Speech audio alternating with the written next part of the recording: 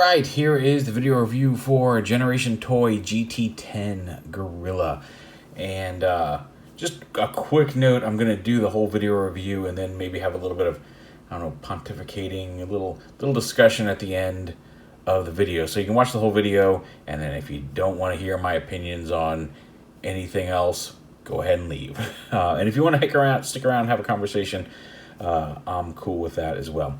But here is the Generation Toy Gorilla. It is based off of an art book called T-Beast, and it was, as I've learned, it was apparently a collaboration. I thought it was one artist who had done it, and apparently it was several artists who contributed, where they basically redesigned some of the Beast Wars characters with these kind of blockier robot modes, as well as gave some Beast modes to classic characters like Hot Rod or Wheeljack or Soundwave and things like that. It was a really neat book. I actually have a copy of it. I tracked it down long before any of these toys were even announced. I just thought it was a really neat idea and a really cool looking book. It was a fan art of Dojinshi. I'm not sure how to say that, but a cool little book.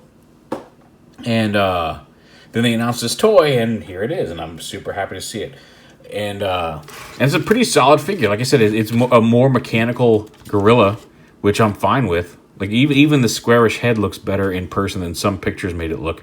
He's got a very expressive face. He's got an opening and closing mouth, and it's pretty poseable. I will note one minor issue with mine, and it is very minor. And I don't have a way of contacting Generation Toy directly. Their Facebook page, the last post was in 2016, I think. But you can see this hand has some little knuckle detailing on the back of it, whereas this one does not. It's just flat. And it's, like I said, it's not even, maybe, it's a very thin piece here. Maybe not even a centimeter thick, or maybe a centimeter-ish thick. So it doesn't really affect the look of it. And most of the time it's hidden behind this little forearm guard anyway. So it's not the end of the world, but I would like to get that replaced. I don't, like I said, I don't have any way of contacting them directly. I have asked around, so hopefully I can get that replaced without too much issue. And if it really bugs me for a while and I can't get it fixed, they're not glued in. I could always pop this panel off and have them match and pretend that's always how it's supposed to be. It doesn't affect transformation. It doesn't really even visually, unless you're looking for it, super affect him. But like I said, the one minor quibble I have with the toy so far is that was missing. Because otherwise, it's a pretty solidly fun toy. Like I said, a nice design. It's got good posability. You can hear the sheer number of ratchets, so you're not stuck in some weird this way or this way are the only two ratchet joints. There's lots of ratchets and lots of positions that they'll hold in there on all of the ratcheting joints in this. Then they move easily. You don't have to fight any of them. But yeah, his head turns back and forth. You can go up and down. You can have him in more of a standing position here. You can see we're already going to have to raise this up several times for the review. But he's got a swivel there and then look up and down head. He doesn't have a waist swivel. You kind of lock that in place with this panel. If you lift this up, his waist can swivel. But you can see there's a tab there that plugs into this waist piece. But his hips can move. He's got some knees. Toes can move. Even this extra toe over here is articulated. So you can widen that foot out a little bit. There's some ankle tilt inside and front to back here on the feet as well. Good movement of the shoulders and elbow. You can have him beat his chest if you want. The fingers, the thumb is a ball joint and then a hinge. The last two fingers have two hinges, one here and one here, and then they're just curved. And then the first two digits are independently posable and have all of the 1, 2, 3 hinges in the hand itself. And then a wrist swivel, as well as a back and forth there at the wrist, so you can move it in and out like that. Bicep swivel, elbows. Pretty decent range of motion there, as well as you can see you can bring them out and down like that, make them stand a little better, and bring the arms in for a little more posability. And those stay in robot mode as well. Comparison with other previous, obviously he's based on Beast Wars Primal, his first mode. So here he is with the 10th anniversary Ultra Class figure, as well as the Masterpiece figure. And you can see he's pretty sizable, all things considered. Definitely bulkier and heftier than these two guys.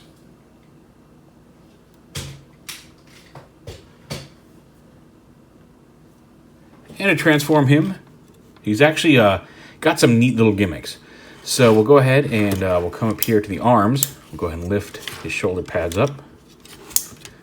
Open up this panel here, and then swing this in, shorten the arm there, and then plug this back in. Make sure you have this rotated properly, because see, it rotates here, but when you plug it in, this tab's going to go in here, and then this pegs into the elbow here. So you want to make sure that's lined, because if you have it twisted, it won't peg in. You want to make sure that's all lined up.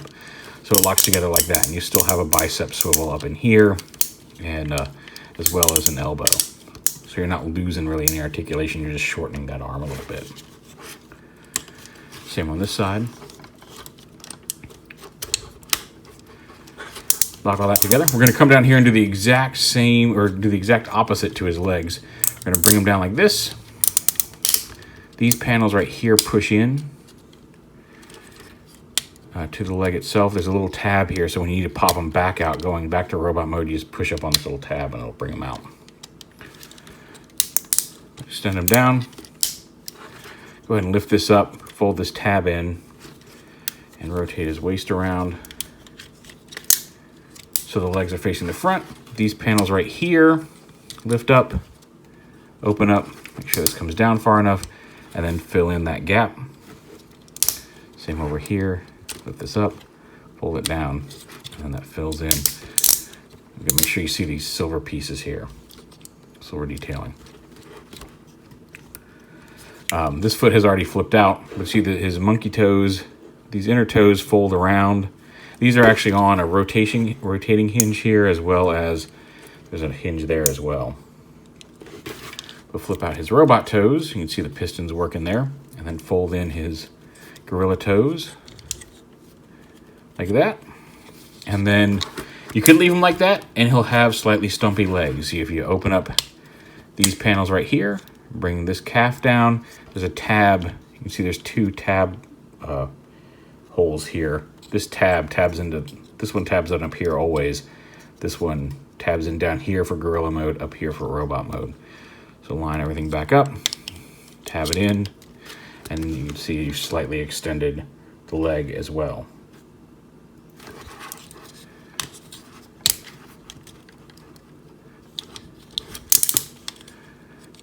It's actually not a difficult transformation. I have seen in progress shots of the comic Optimus that they did, and where he just kind of explodes out. And this is not that difficult. Although with the black and the light shining in my eyes, it's hard to get this lined up right. But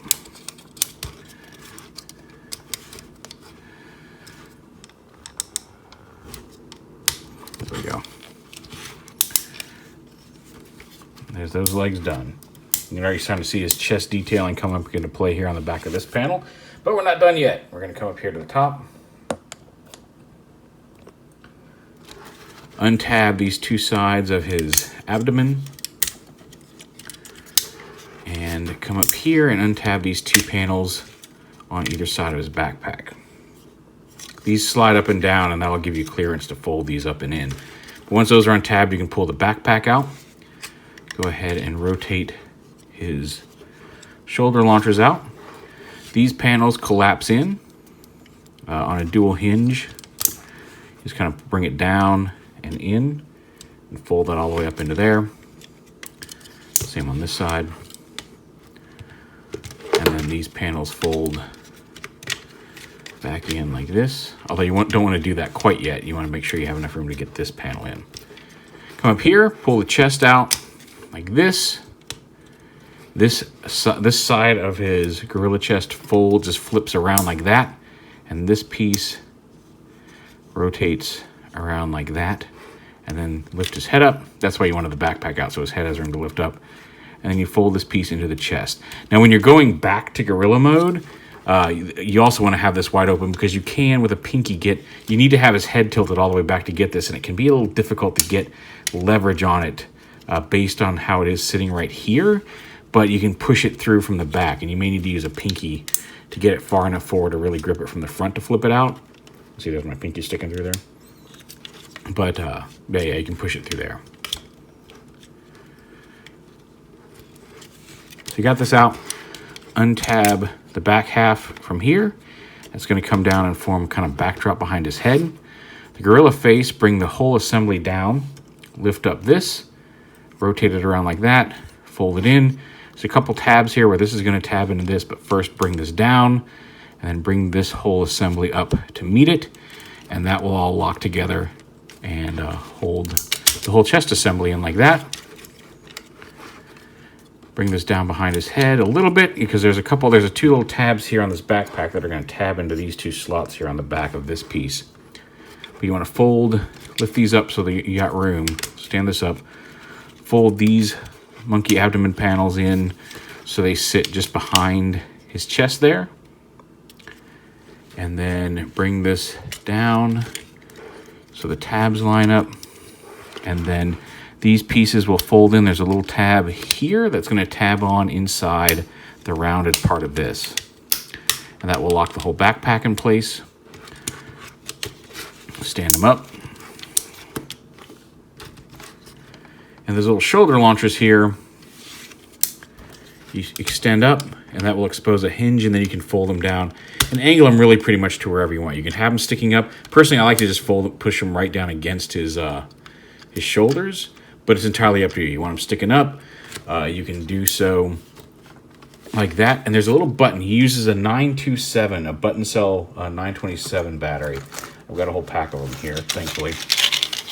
Just a CR927 battery. Just one. You unscrew his head, and then there's a little button on the back that allows you to turn on his eye LEDs. And unlike the Masterpiece, they don't fade out after 10 seconds. Until you push the button, they stay on, which is kind of cool. If you don't like these missile launchers, you can, if you untab this, you can pull this back out. And you have to open up the whole abdomen panel, but you can fold these in, collapse them, fold them in, and store them inside the backpack. You don't have to have them deployed. And I think that's cool. Like, instead of just folding them up and around onto the back, they do fit in there. And then you lock everything back up. I like having them deployed, especially for the purposes of the review. So I'm going to flip them back up and out. But there is plenty of room to flip in there and store those in robot mode.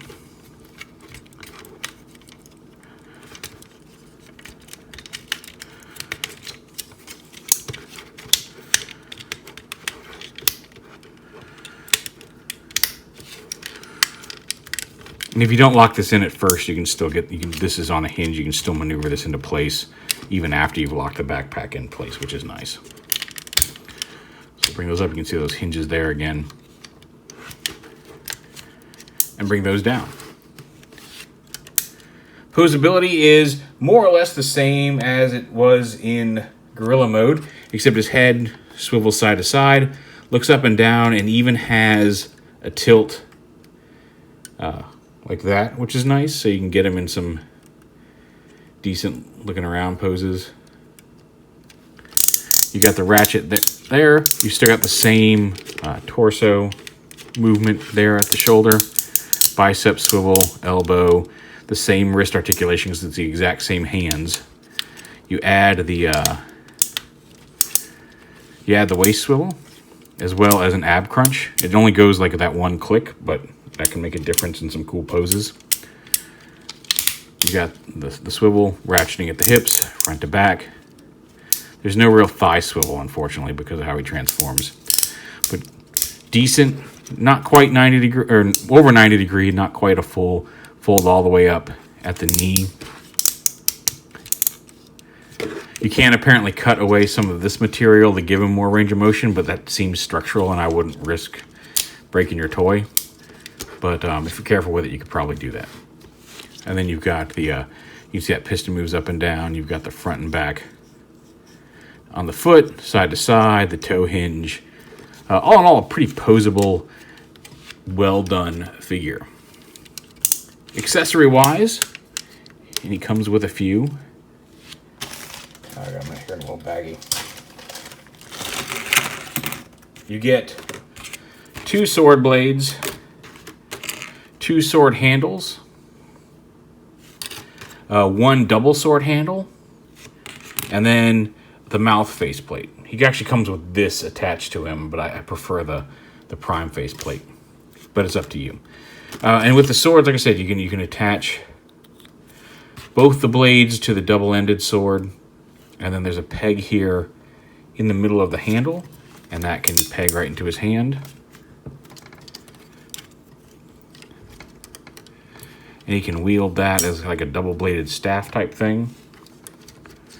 Or you can pop these off and use them as swords, individual swords, like that. And it's the same basic principle here, in which you got the peg at the bottom of each sword handle, and he can hold one of those in both of his hands. And if you're not using them and you just want to store them, there's a slot on either side of the handle there that can tab onto his backpack. And you can carry them around like that.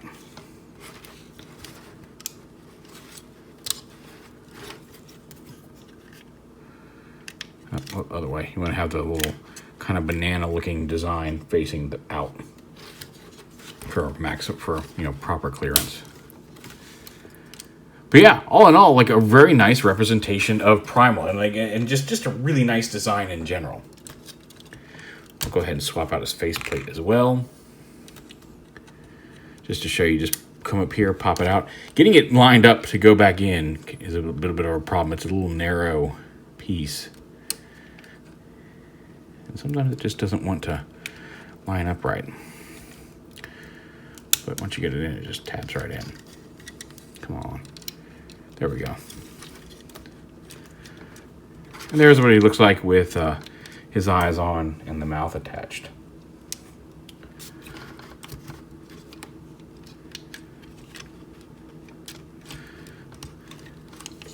I don't have my... You have the knees at this black joint here. When you have it at different angles, he doesn't like to stand. So you want to make sure those stay more or less lined up. And just as a quick reference, let me snap this into place here. Here he is with, as we showed off earlier, here he is with the Ultra Class Primal, as well as the Masterpiece Primal, just to give you an idea of how big he is. Like I said, he's a pretty hefty sized toy.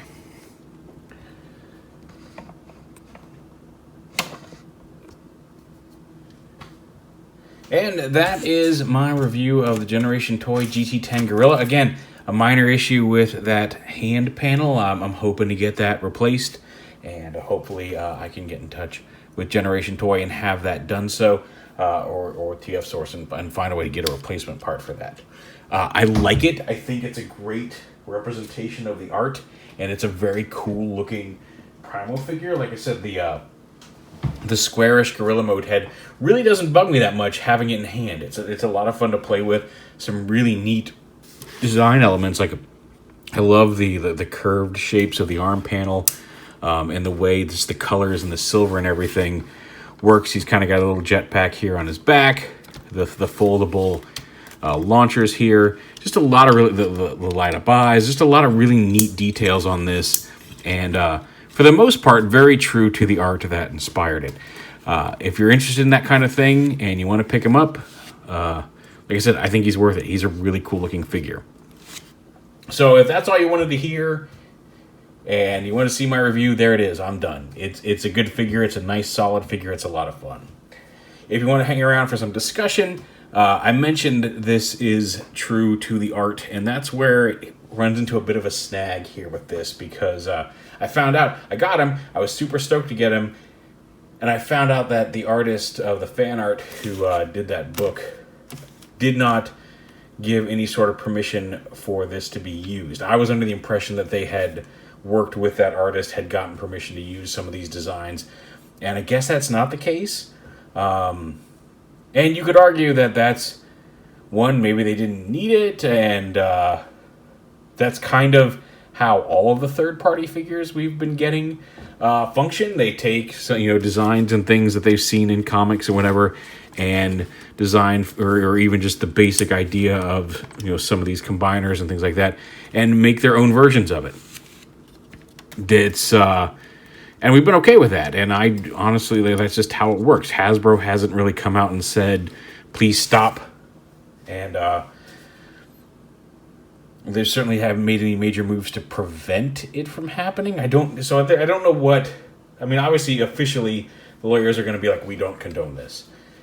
But unofficially, they kind of don't really say anything. So I don't know where the thing.